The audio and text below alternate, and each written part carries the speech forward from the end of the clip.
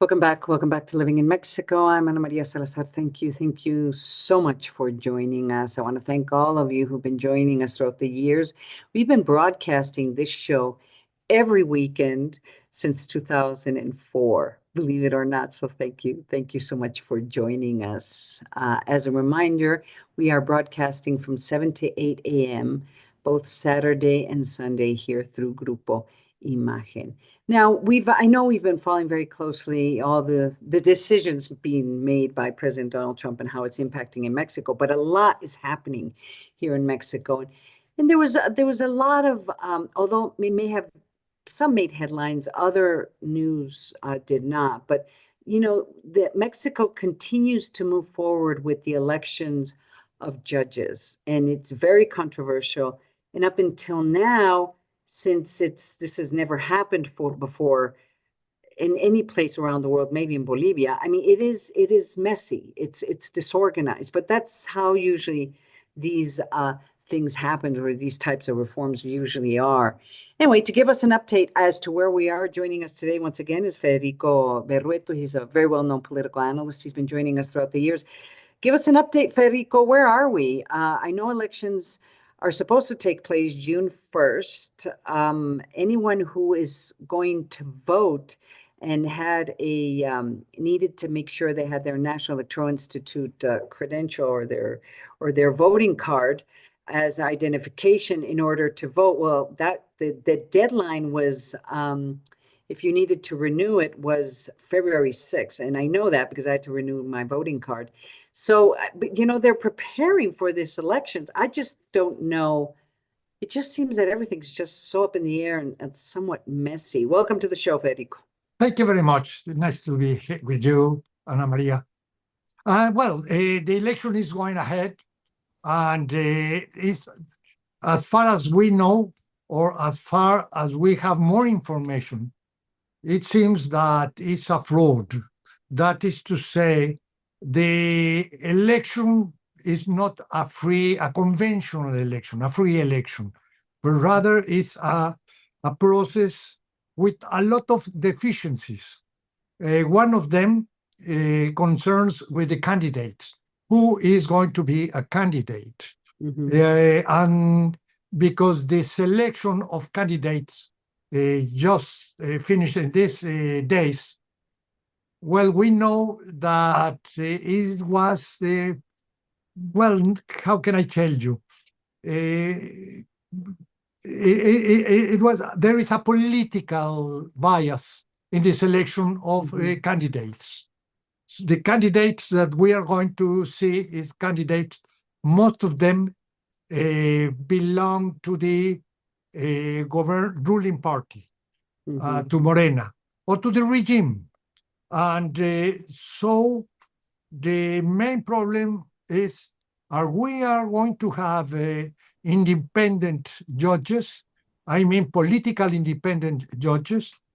And if you look at the candidates, we can say unequivocally that they're going to be very influenced by the ruling party. And also problem that we have is also the campaigns. But if you have candidates that belong to the governing party, the ruling party, well, it doesn't matter if you have very nice campaigns. Right. But can you explain, let me stop you there. Just explain to our audience why the way the judges were selected is biased, that they're going to be biased, or at least it appears that they're going to be linked to the official party, which is Morena. Could you explain to our audience why you made that statement? Yeah, sure. You have three sort of candidates. Candidates that are chosen by the legislative power, the Chamber of Deputies and the Senate. And most of them, were selected previously by a political criteria.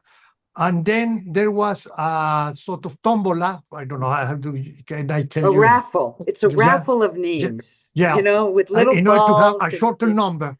Right. And also you have candidates from the government. Mhm. And finally, you have candidates for the judicial power, from the court. And Mhm. most of them are chosen in a way that they are quite prone to the government or the ruling party. Mhm. Why? Because the political criteria, in order to say, well, this complies with all the profile of a good judge, well, the people that says that, they Mhm. do it in a political bias perspective. Mhm. So it doesn't matter if it's the judicial, the government, and also in the judicial power, I mean, the candidates from the court, also most of them are more biased to the government rather to the court. Mhm. Why it is so? Because the people that were against the reform, they preferred not to participate. Right. So the people that is right now as a candidate from the court are people Mhm. that are agree with the judicial reform. Mhm. And well, I can tell you that in the legislative power, well, it was an open political decision. Mhm. Very, very. Perhaps you have few numbers or few names that are not from Morena or don't belong to Morena, but most of them. Mhm. And so it's the second question is, Ana Maria, who is going to vote? How many people is going to vote? Right. And precisely because the INE, that is to say, the organizer of the election, doesn't have money, doesn't have time, they reduced the number of polling sites. Sites. Yeah. And the polling sites is around 40% from the polling sites of a constitutional election or any other election. Mhm. So when Guadalupe Tadei, that is the head of the INE, when she was asked how many people that she thinks to vote, and she's answer, she said, well, we are prepared if the 100% of the people is going to vote, something like that. But Mhm. when she was pushed, well, seriously, how many people is Questioned. going Yeah. to vote?